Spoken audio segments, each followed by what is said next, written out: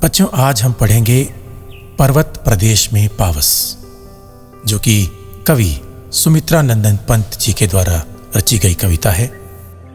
प्रस्तुत कविता में कवि सुमित्रा नंदन पंत जी ने प्रकृति का बड़ा ही सजीव चित्रण किया है। उनकी कविता को पढ़कर घर की चार दीवारी के अंदर बैठा हुआ व्यक्ति भी किसी पर्वत प्रदेश की चोटी को महसूस कर सकता है। जिसने कभी पर्वत, वन, झरने नहीं देखे, वो पंत जी की इस अद्भुत कविता के जरिए प्रकृति के मनमोहक रूप की कल्पना कर सकता है। तो बच्चों, प्रस्तुत कविता में कवि ने दूर दराज की पर्वत श्रृंखलाओं तथा झरनों, वर्षा ऋतु तथा बादलों का चित्रण किया है। आइए इस कविता का भावार्थ देखते हैं। बच्चों, पहली पंक्ति में कवि कहते हैं कि पावस ऋतु थी, पर्वत प्रदेश पल पल परिवर्तित प्रकृति वेश। पर्वत प्रदेश में पावस की प्रस्तुत पंक्तियों में कवि सुमित्रा नंदन पंत जी ने वर्षा ऋतु का वर्णन करते हुए पर्वतों के ऊपर प्रकृति में पल पल हो रहे बदलाव के बारे में बताया है।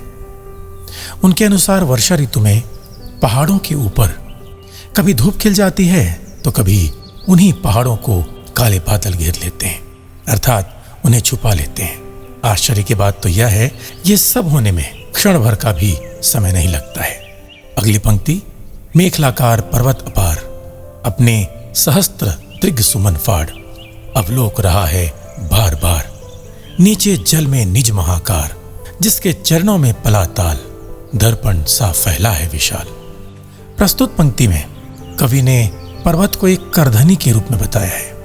पर्वत पर खिले हुए हजारों फूल पर्वत के नेत्र की तरह लग रहे हैं। ठीक पर्वत के नीचे फैला तालाब किसी दर्पण का काम कर रहा है, जिसमें पर्वत अपनी पुष्प रूपी आंखों से अपना विशाल रूप निहार रहा है। गिरी का गौरव गाकर झरझर, मद में नस नस उत्तेजित कर, मोती की लड़ियों से सुंदर झरते हैं झाग भरे निर्झर। इन पंक्तियों में कवि ने किसी पर्वत से गिरते झरने की सुंदरता का बखान किया है। झरना उसमें उठने वाले झाग के कारण मोतियों की लड़ी की भांति लग रहा है।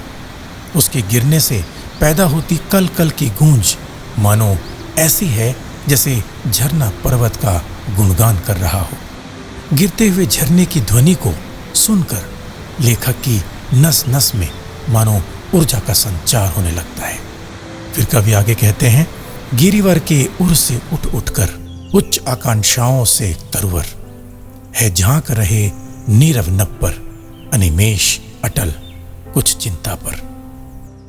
कवि इन पंक्तियों में ऊंचे पर्वत के ऊपर उगे हुए वृक्षों का वर्णन कर रहा है, जिन्हें देखकर कवि को ऐसा प्रतीत होता है कि यह पेड़ पर्वत के हृदय से उग रहे हैं और सदैव ऊपर उठने की कामना से एक टक ऊपर आकाश की ओर देख रहे हैं। उनकी ऊपर उठने की इच्छा कुछ इस प्रकार प्रतीत हो रही है कि वे इस लक्ष्य को पाकर ही रहेंगे। उन्हें ऊपर उठने से कोई रोक नहीं सकता।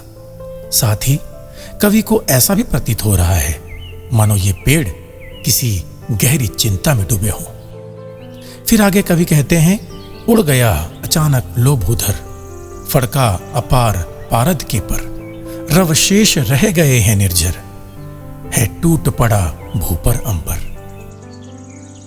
अचानक बदलते इस मौसम में जब आकाश में बादल छा जाते हैं तो पर्वत भी ढक जाता है। इसलिए कवि ने कहा है कि अचानक पर्वत अपने चमकीले पंख फड़फड़ाकर कहीं उड़ गया है। वह अब कहीं नजर नहीं आ रहा, चारों ओर कुछ दिखाई नहीं दे रहा है, सिर्फ झरने के गिरने की आवाज सुनाई दे रही है। ऐसा प्रतीत हो रहा है मानो आकाश पृथ्वी पर आ गिरा हो।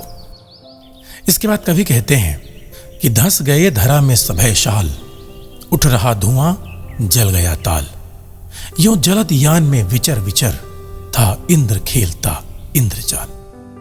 बच्चों, इन पंक्तियों में कवि कह रहे हैं कि घनघोर बारिश हो रही है। इस मूसलाधार बरसात के कारण वातावरण में चारों ओर कोहरा फैल जाता है। जिसकी वजह से शाल के विशाल पेड़ भी दिखाई नहीं देते। इसलिए कवि ने कहा है कि शाल के पेड़ डर कर धरती में घुस जाते हैं। इस निरंतर उठते कोहरे को देखकर ऐसा प्रतीत हो रहा है मानो तालाब में आग लग गई हो।